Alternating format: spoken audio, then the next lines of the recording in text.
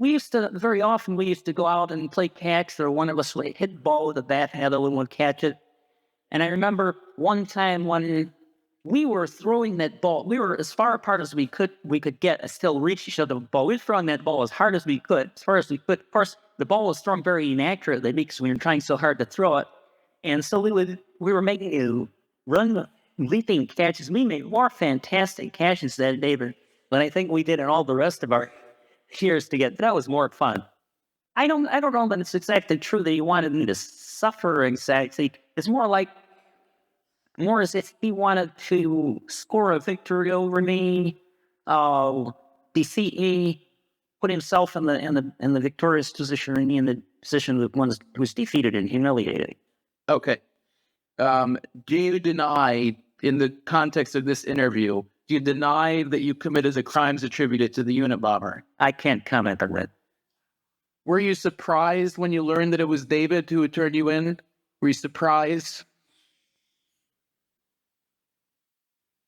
Not terribly surprised. I mean, see, I know a range of cells where there are 8 cells, and they call this celebrity row.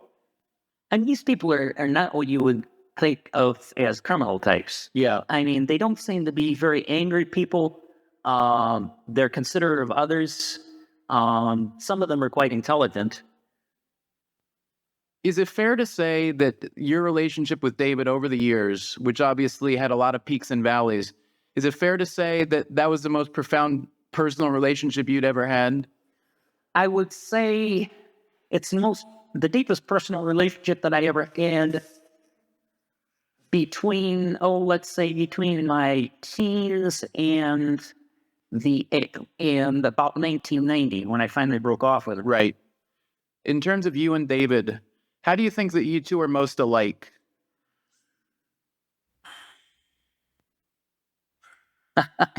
That's a tough one. Yeah. Over many years, we shared a great many days. Right. And it's not clear to me to what extent this was simple imitation of me on his part.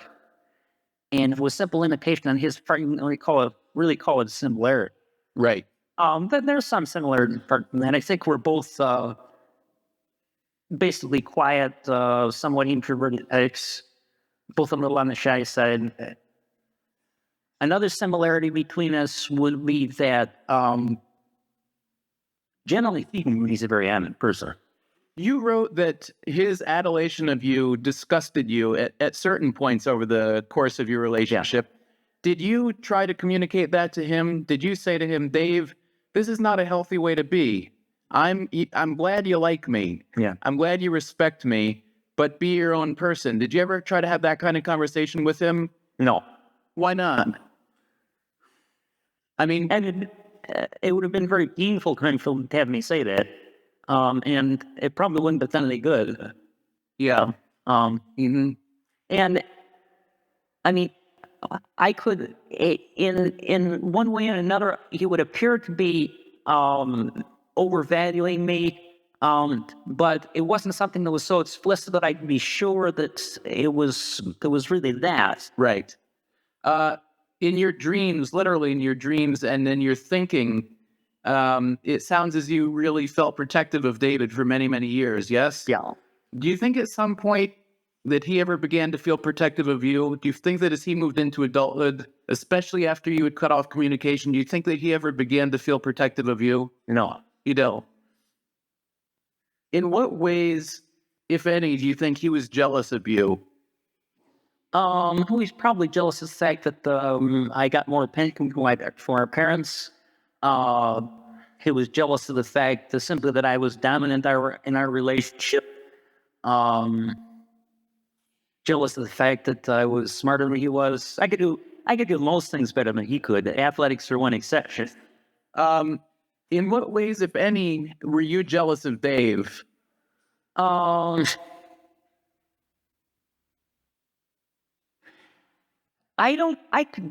only way I could think that I might have been somewhat jealous of him was that when he was in high school, he always had lots of friends. He was socially successful, and I wasn't. And I may have had some jealousy about that. Yeah, I don't clearly remember that.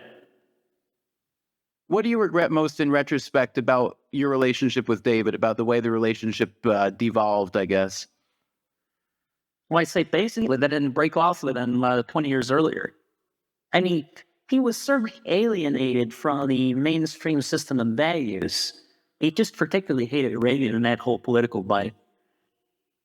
And yet, I wouldn't say exactly in sympathy for Hinckley or for radicals generally. And there was resentment there, and yet there was never any hope or ambition on his part to actually do anything active or take radical measures.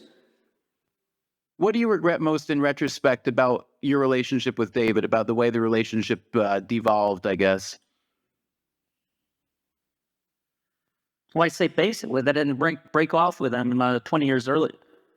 So you still feel that way? Yeah, I mean, I got a lot of satisfaction out of corresponding with him. I mean, it was a good relation. It was in many respects, not in all respects, but in many respects, a positive relationship from my point of view. Right. But I don't think it was from my brother's point of view. And in the end, it turned out to be disastrous from my point of view, as you can see. Right.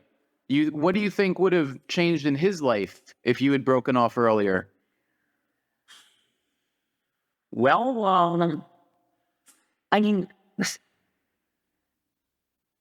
let me put it this way. I think that his sense of rivalry with Big Brother, his attempt to equal Big Brother and to win Big Brother's approval with very limited success.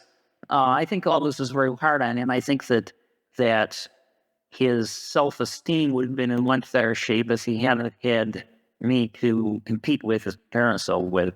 And I think he would have, and he always get at least tiny friends who would have had close relationships with other people, so he didn't really need that relationship with me. Right. If the roles had been reversed, if you had suspected David of being the Unabomber, right? After all the years that you haven't been communicating very regularly, what would you have done? I would kept it to myself. Is that what you feel he should have done? Yeah. And what was your reaction to that when you first hear that David is involved in turning you in? What does that feel like? Well, obviously I resented it. There was another strain to my feelings there. I don't know if I can explain it properly, but in a way I was almost glad because my own brother turning me in a sense made it fun. How so? Well, I mean, it's That you had eluded everyone but someone who knew you well, I didn't say I eluded anyone for anything. I mean, Right. I pled guilty, but that was because I was forced to do so. But it was that, I mean, if someone, I mean, if A screws B, then it tends to make B look good, even if otherwise it might not look so good. I don't know. Right. So maybe that was perhaps an ignoble in my part, but that thought was trust the end of it. Okay. I'm not depressed or downcast. Let me see. Let's see if I can explain this. There's sort of different levels of how you feel about your life. Let me try to explain it this way. When I was living in the woods, there was sort of an undertone, underlying feeling that things were basically right with my life. That is, something might go wrong. I might have a bad day. I might screw something up. I might break my axe handle and do something else. Everything would go wrong, but still somehow underneath the superficial unhappiness or bad feelings, there was an underlying feeling that my life was right. It was able to fall back on the fact that here I was, a free man in the mountains, surrounded by forests and wild animals and so forth. And this made my life right, even if things were, for the time being, going badly. Here it's the other way around. I'm not depressed or downcast, and I had things to do that I considered productive, like working on getting this book out. And yet the knowledge that I locked up here and likely to remain so for the rest of my life is, it ruins it. It's the undertone in this case is an extremely bad one. And I don't want to live long. I would rather get the death penalty than spend the rest of my life in prison. Would you take your own life, given the opportunity? I will not comment on that. Okay. I mean, at a superficial level, it isn't really that bad. Right. Just the knowledge that I'm locked up and I'm not free, sort of, it's just not a life worth living. Right. What do you say if you have a retrial and are acquitted and have your life back? What do you say to society to relax them, to not let them worry about the Unabomber is at large? Well, I don't know that I would have to relax them. Just let them warn. Okay.